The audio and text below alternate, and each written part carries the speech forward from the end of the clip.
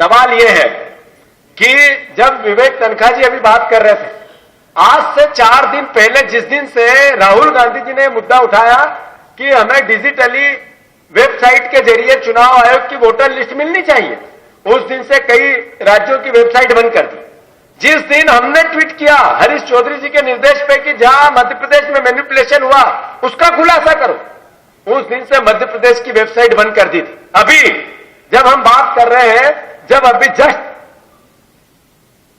जब चालू करी एक बार ने, फिर वही परिस्थिति है कि नहीं। तो ये मैसेज क्या है? ये मैसेज है कि चोरी के दाढ़ी में तिनका, चोर की दाढ़ी में तिनका। अभी ये हमारे पास एविडेंस चाहिए जो हम लेके आए थे कि एक एक बताएंगे। आदरणीय विवेक तनखा जी ने कहा कि चुनाव आयोग के जितने भी आरोप प्रत्यारोप मध्य प्रदेश से संबंधित, देश से संबंधित, सुप्रीम कोर्ट में 2018 में जो लड़ाई लड़ी गई उससे संबंधित, उसके बाद जो निर्णय आए कोर्ट के उससे संबंधित, सारी कोर्ट में लड़ाई लड़ी जाएगी। दूसरा, राहुल गांधी जी ने जो डिमांड की, जो पूरे देश कर रहा है, कांग्रेस पार्टी भी मध्य प्रदेश में वो कर रही है। तीसरा, जो मैंने आप सबसे आग्रह किया कि जितनी उमंग जी ने अभी बात की कि जब चुनाव हुआ, एक अनाउंस हुआ, जब एक वोटर लिस्ट, जब फॉर्म भरा कैंडिडेट ने, उसको जो वोटर लिस्ट मिली वो एक, और जिस दिन वोट डले उस दिन वोटर लिस्ट तीसरी अलग।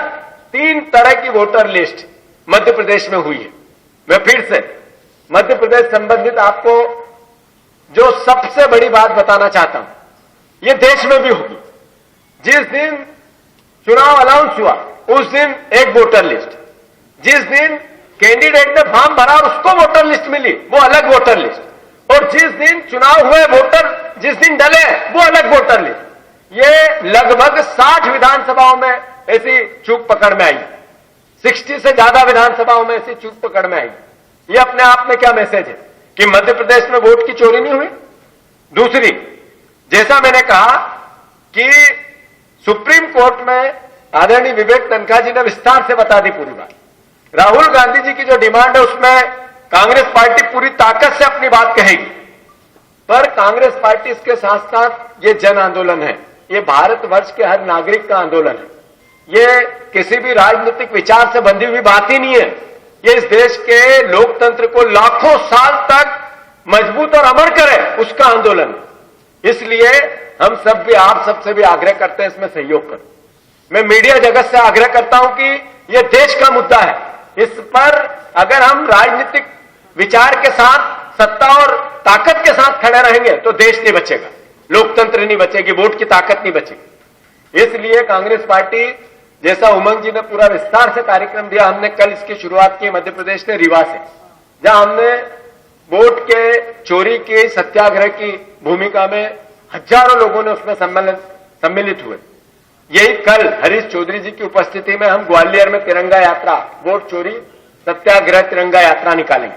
यही 15 अगस्त को हम भोपाल में भी इस आयोजन को करेंगे। इसके बाद जैसा अभी उमंग जी ने विस्तार से, हम लिखित में भी आपको कार्यक्रम दे रहे, घर घर कांग्रेस का कार्यकर्ता जाएगा और वोट चोरी से देश का प्रधानमंत्री 3 बार सत्ता में सबसे लोकप्रिय अपने आप को बता रहा है, इस मूवमेंट को बल देगा।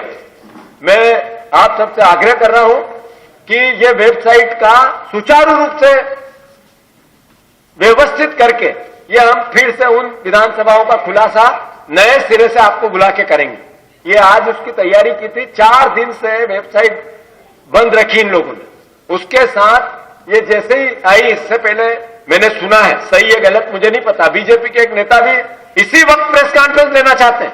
ऐसा क्या था? हमारी पूरी प्रेस कॉन्फ्रेंस सुनते हैं फिर उसके जवाब देते हैं। यानी ये चोरों का पूरा मानस चोरी को ढकने का हो गया। वोट चोरों का पूरा मानस, पूरा सोच, पूरा विचार, काम करने की शैली अपने पाप को छुपाने का हो गया।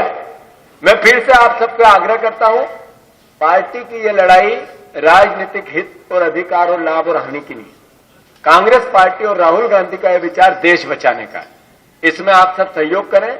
हम फिर से नए सिरे से वेबसाइट की पूरी भूमिका बना के डेमो के साथ कुछ विधानसभाओं का मैनिपुलेशन आपके सामने रखेंगे, सत्यापन के साथ, प्रत्यक्ष एक एक चीज के वीडियो हमने बनाए हैं, जहां जहां पे मैनिपुलेशन हुआ है वो सब आपके सामने प्रस्तुत करेंगे।